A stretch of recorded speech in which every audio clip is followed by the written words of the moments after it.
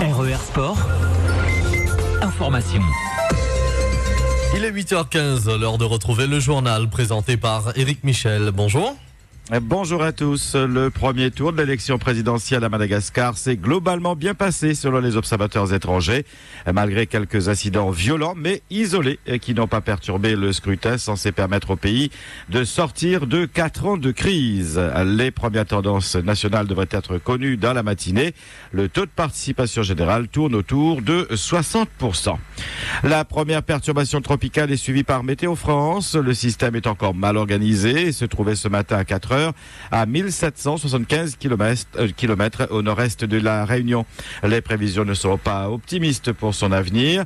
Elle devrait en effet avoir une trajectoire ouest-sud-ouest et passer assez loin au nord de notre île. Les pluies qu'elle contient et qui nous feraient grand bien pourraient donc passer au large.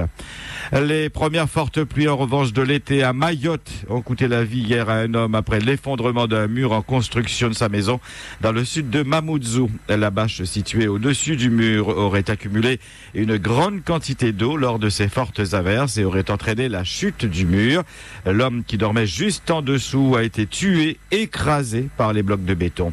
Par ailleurs, des inondations ont été recensées aux 4 coins de l'île, selon le journal de Mayotte. RER. Une marche blanche organisée ce matin à la mémoire de Wilson Sadzout. Cet homme de 31 ans avait été tué par arme à feu le 8 septembre dernier dans sa voiture, alors qu'il quittait la réception du baptême de son fils. La marche blanche partira à 9h de la ZAC Moulin-Joly à la Possession et se dirigera vers le cimetière paysager du port. Un cortège qui sera placé sous haute surveillance des forces de l'ordre en raison des risques de représailles. Quelques jours après le drame, en effet, l'appartement d'Ulrich Monnier, l'auteur présumé des faits, avait été incendié. Les 4 auteurs de cet incendie ont été arrêtés mercredi et devraient être jugés jeudi. Mais le procès a été renvoyé au 15 novembre.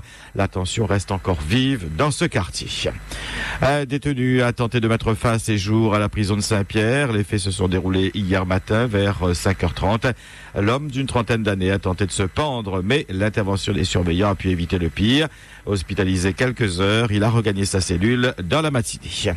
Les 3 hommes qui s'étaient évadés de la prison de la Rivière-des-Galets le 29 janvier dernier étaient jugés hier par le tribunal correctionnel.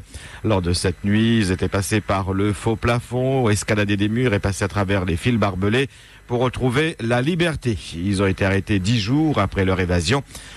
Alors qu'ils étaient libérables dans les prochaines semaines, ils ont écopé de 6 mois de prison ferme supplémentaire. Un bus en feu hier après-midi dans le rond-point de la grande surface de Sainte-Clotilde. Le véhicule a entièrement brûlé. Les pompiers ont pu rapidement maîtriser la situation. RER. 116 000 personnes sont en situation d'illettrisme à La Réunion, selon l'enquête réalisée par l'INSEE en 2011 et révélée hier, ce qui représente 22,6% des 16-65 ans ayant été scolarisés. Entre 2007 et 2011, 16 000 Réunionnais en plus se retrouvent confrontés à l'illettrisme. L'INSEE note que 30% des hommes sont illettrés contre 16% des femmes. Une situation liée en partie aux habitudes de lecture durant l'enfance. Les femmes lisent en effet plus que les hommes. Plus grave encore, selon l'INSEE, la part des jeunes s'est accrue entre 2007 et 2011. Le rôle des parents est là souligné. La réussite de l'enfant dans l'apprentissage de la langue française dépend des compétences des parents, notamment du diplôme de la mère ou du père. La langue parlée durant l'enfance à la maison est aussi un facteur important quant à l'apprentissage de la lecture et de l'écriture de la langue française. 70% des personnes parlaient uniquement le créole durant leur enfance. Parmi elles, 29% ont de grandes difficultés à l'écrit à l'âge adulte, souligne l'INSEE. Pour le sous-préfet de la cohésion sociale, le constat est préoccupant et demande la mobilisation de tous les acteurs dans le cadre du plan régional de lutte contre l'illettrisme qui prévoit une 40aine d'actions chaque année, des actions scolaires et périscolaires dans le domaine de la prévention ou encore la mise en place de formations spécifiques auprès d'un effectif annuel d'environ 1500 stagiaires. Signature hier entre la CIDR et la CAPEB d'un Small Business Act qui a pour objectif d'améliorer les conditions d'exécution et simplifier l'accès au marché pour les entreprises réunionnaises. Le bailleur social souhaite éviter d'attribuer à une seule et même entreprise plusieurs lots.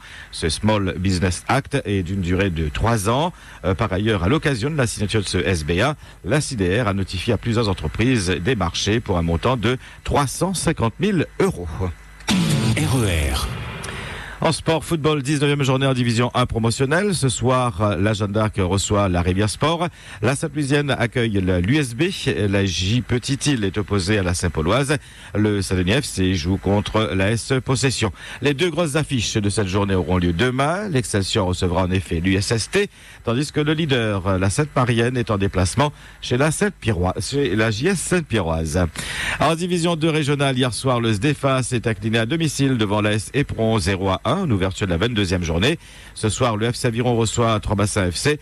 Le S Centre 2 est opposé à la JS Piton-Saleux. Le FC Ouest accueille la Capricorne. Le CS Saint-André joue contre la S Redoute. La RC Bras-Fusil reçoit la JS Vincent d'Eau. La S Marsois est à domicile face au Co Saint-Pierre. En handball, les leaders ont assuré lors de la 12e journée hier soir. La JSB est allée gagner à Saint-Joseph 34-26. La Cressonnière a dominé son sujet face à Sainte-Marie 31-25.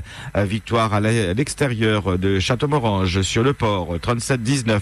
La Source a battu la Possession 29-21.